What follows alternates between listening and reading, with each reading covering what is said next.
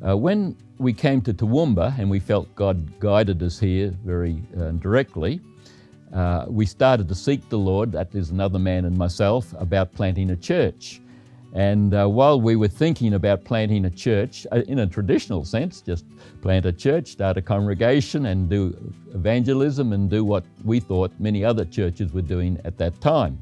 But again, I opened my Bible in the Amplified Version in 1 Corinthians and read a scripture that we know well. Don't you know you are the temple of God and God's Spirit dwells in you? And I just thought, it's about applying to me.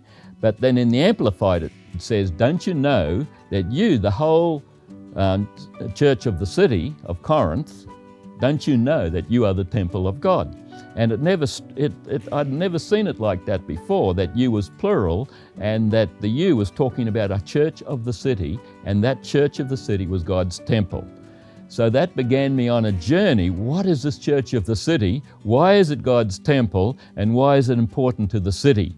So in one sense it became disruptive because I realized what we were doing with individualistic churches that weren't in unity, were hardly even cooperating, sometimes even in competition, that wasn't the biblical model. And it was disruptive in the sense that we had to say, hey, what we're doing isn't right.